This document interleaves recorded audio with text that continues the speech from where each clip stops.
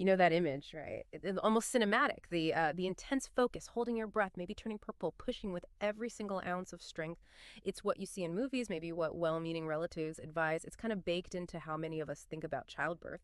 But okay, let's unpack this for a minute. What if that advice, isn't just outdated, but maybe actually counterproductive? What if it makes birth harder, maybe longer than it needs to be? What if that whole common image is actually the least effective way for your body to do what it's, well, designed to do? So our deep dive today is really looking at childbirth practices, specifically debunking some of those myths around pushing. We've looked at, medical research, midwifery wisdom, personal stories, a whole range of things. And our mission really is to show how your body is truly set up for birth and hopefully offer you a path to a faster, smoother, maybe a much more positive experience. It's about kind of unlearning some fear and learning some powerful practical facts instead. Yeah, it really is fascinating, isn't it? How our own intuition about birth has often been, well, overshadowed by these cultural stories.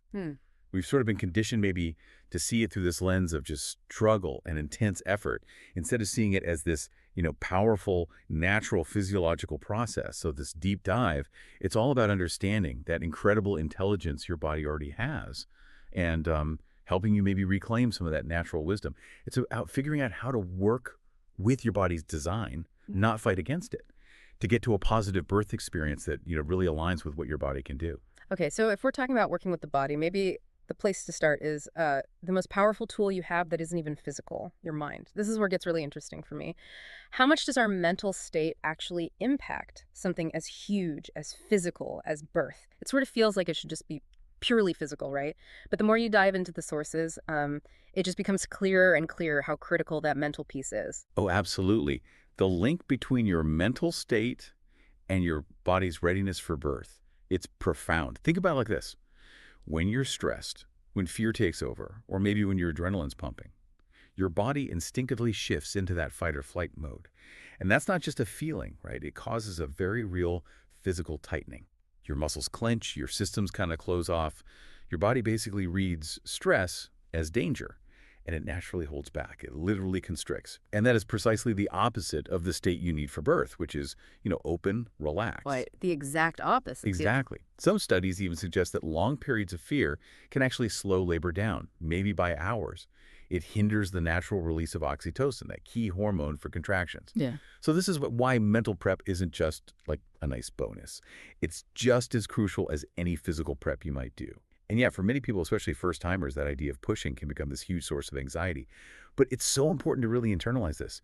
Your body is not broken. It's incredibly intuitive. It knows what to do. It's perfectly capable. That feels like a huge mental shift, though, going from thinking, oh no, my body must fail me, to, wow, okay, it's this finely tuned machine. But isn't it hard, especially when things get really intense, to remember all that? To not just default back to what feels like effort and struggle. How do people actually train themselves for that kind of mental state? Well, it definitely starts with practice. Intentional daily practice. Yeah. You're essentially training your brain and your body. Maybe spend just a few minutes every day visualizing the birth moment. But, and this is key, don't visualize struggle or pain. See strength. See ease. See yourself working totally in harmony with your body, feeling relaxed, feeling open. Try to picture each contraction not as something painful to just get through, but as like a powerful, productive wave, a surge bringing you closer to meeting your baby. Like a wave. Exactly. This isn't just, wishful thinking. It's actually training your mind to respond with calm and confidence. It signals to your body, hey, it's safe. It's safe to open up. It's safe to progress. So that daily practice helps actively rewrite those ingrained narratives of struggle, replacing them with images of strength and cooperation. It really does set the stage. That makes so much sense. Like an athlete visualizing the win, rehearsing success mentally. Okay, so let's get into the tangible stuff.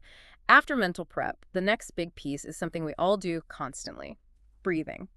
But in birth, the material makes it really clear it's not just about relaxing. It's actually a game-changing physical tool. How does breathing become such a powerful mechanism here? Yeah, a lot of people think breathing techniques in birth are just for relaxation. And that's, well, it's a pretty narrow view. Relaxation is definitely a benefit, no doubt. But intentional breathing is a powerful physical mechanism. The common advice, right? The one we see in movies, hold your breath during pushes. Right, the gritted teeth, hold it all in approach. Exactly. But that actually makes your core and your pelvic floor really rigid. and it cuts off vital oxygen flow to both your baby and your own muscles that are working so hard. Experts strongly advise against doing that. Instead, the technique to really embrace is what some call the slow exhale. The slow exhale. Right. Okay, that sounds so different from what we typically picture. Most people would probably just instinctively brace and push, hold their breath, right? How does slowing down and exhaling actually make the pushing more effective? It feels kind of counterintuitive. That's a great question, and it really shows how much of what we think we know about birth kind of works against us sometimes. So when you feel a contraction building, that urge to push starts. You take a deep, powerful breath in. Then as you bear down, you release that breath slowly and audibly. Think of it like a long, low sigh or maybe a controlled moan, almost like a gently letting the air out of a balloon. There's an analogy that really helps visualize it. Imagine letting the air out of a tire. Slow, steady, controlled. This deliberate, audible exhale does two critical things.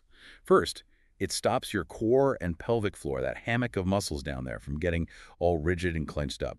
It lets them stay soft and open. Oh, so it keeps things relaxed. Exactly. And second, it ensures a constant vital flow of oxygen, not just for you, but for your baby too, and for the muscles doing the work. This simple switch, honestly, it's game-changing. It keeps your body open, soft. It lets you work with every push instead of, fighting yourself. It's about sustained, sort of gentle pressure, not a sudden explosive effort. That's a really powerful analogy. You want the body to be like a soft, deflating tire, releasing slowly, not locked up tight. And that idea of being locked up brings us to another image we need to question. The person birthing lying flat on their back. We see it all the time, movies, sometimes hospitals. But the research suggests this might be another thing that's actually counterproductive. So what does this mean for how we position ourselves during birth? You're absolutely right to question that image. Lying flat on your back is often one of the least effective positions for birth. Seriously. It directly works against gravity. And gravity, believe it or not, can be your absolute best friend during this stage. Your best friend, huh? Totally. When you're flat on your back, it can actually narrow your pelvic outlet, that space the baby needs to come through, by as much as 30%. Wow, 30%. That's huge. It really is. So the goal should be to use gravity to help you out, to open up the pelvis and let the baby move down more easily. It's kind of like trying to roll a ball uphill versus downhill, right? Okay. Gravity just makes a massive difference. Okay, so if lying flat isn't great, what positions are good then? What should someone be thinking about? And is there like a single best one, or does it really vary from person to person? Well, the material points to several really powerful positions. Yeah. And it definitely emphasizes there isn't just one best position for everybody. It's more like a range of effective options. For instance, a deep squat. That can open your pelvis by, like you said, an incredible 30%. That's a lot more space for the baby. Okay. Being on your hands and knees is another excellent one. It takes pressure off your back, which can be a lifesaver if you have back labor. And again, it uses gravity to help the baby descend. Yeah. Even just lying on your side is way more effective than being flat on your back. Yeah. It gives more space, leverages gravity better. So movement is key. Yes. The key takeaway is really to be dynamic. Your body often knows, it has this innate wisdom about what feels right, what's most effective in that moment. You should feel totally empowered to move, to experiment. Let your birth team support you in finding what works best for you. What feels perfect for one person might not work at all for someone else. So just being open and adaptable is really crucial. That makes total sense, listening to your body signals. Okay, now this next tip was something I hadn't actually heard of before digging into our source material. And it's framed as this secret weapon that can save you hours of effort. When I first read about laboring down, I was genuinely surprised. My whole life, I'd pictured pushing starts the second you're able. Can you explain what this strategy is and why it's supposedly so beneficial? Laboring down is such a fantastic strategy because it really honors the body's natural timing. And yeah, it directly challenges that common expectation you just mentioned. What often happens, right, is as soon as someone is fully dilated cervix, completely open, there's this immediate pressure, this expectation to start pushing hard. Right. Okay, you're 10 centimeters. Let's go. Exactly. But what the research makes clear is that your body often knows exactly when it's truly ready to push effectively. It signals this with an undeniable urge. It's almost involuntary. People often describe it as feeling like you just cannot not push. Like an irresistible bowel movement, actually. You don't have to start pushing just because someone tells you you're at 10 centimeters. So it's about waiting for that natural, overwhelming urge rather than feeling like you have to force it right away. Sound like it would save a lot of energy. Precisely. Laboring down basically means that if you don't feel that overwhelming involuntary urge yet, it's totally okay to wait, even if you're fully dilated. During this phase, you just rest. You keep up with that purposeful breathing we talked about, and you let your uterus continue its work, naturally bringing the baby further down the birth canal on its own, without you doing active, directed pushing. Wow. It really is the ultimate way to work smarter, not harder. The huge benefit here is conserving an incredible amount of your energy, saving it for when that active, effective pushing is genuinely needed and your body is truly ready for it. Instead of wearing yourself out pushing maybe against a body that isn't quite ready, you're allowing your own physiology to lead the way. It's like waiting for the tide to come in to float a boat instead of trying to drag it across dry sand, you know? Yeah, that's a great way to put it. It definitely raises an important question for all of us, I think. Are we really letting our bodies guide us? Or are we maybe imposing these external timelines and expectations that might not actually serve us best? That's a really good question. And it shifts the whole perspective, doesn't it? From like a timed performance to just a natural unfolding. It really is all about trust. Okay, so finally, let's touch on something that kind of underpins all of these strategies, building that inner strength and self-advocacy.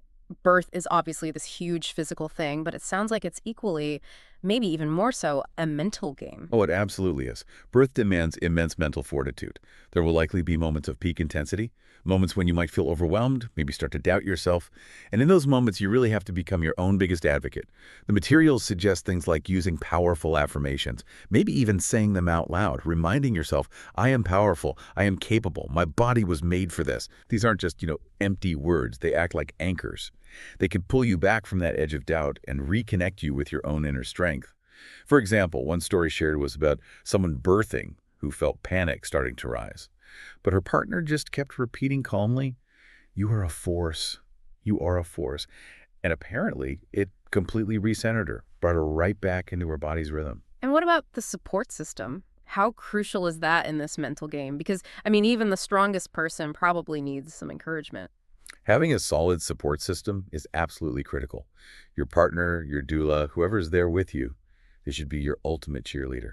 Reinforcing those affirmations, encouraging you through every single wave, every sensation. Their belief in you can genuinely boost your own belief, reminding you in those really intense moments, you have got this. It's about creating this environment of just unwavering confidence and shared strength, where you feel completely supported and trusting your body in the process.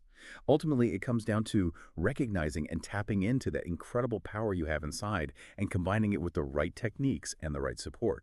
That's such an empowering note to finish on. So just to bring it all together, remember that every push, every sensation really is progress. You are getting closer with each one. So remember that image we started with, the intense purple-faced pushing. This deep dive has hopefully shown how changing our understanding by being mentally prepared, breathing with purpose, using positioning smartly, and really trusting your body's wisdom. How all that allows this final stage of birth to be, well, a powerful and truly incredible experience. Something far from the struggle we often see depicted. It's really about revolutionizing our understanding and just embracing what our bodies are naturally designed for. And maybe we connect this to the bigger picture. It's really about reclaiming some agency, isn't it? Learning to listen to that incredible intelligence within us, not just in birth, but maybe in lots of aspects of life. It makes you wonder, right? What other areas might we be kind of fighting against our natural instincts instead of working with them, approaching this journey with confidence, with knowledge like we've talked about today? That truly puts the power back in your hands. It allows you to trust your body's inherent wisdom.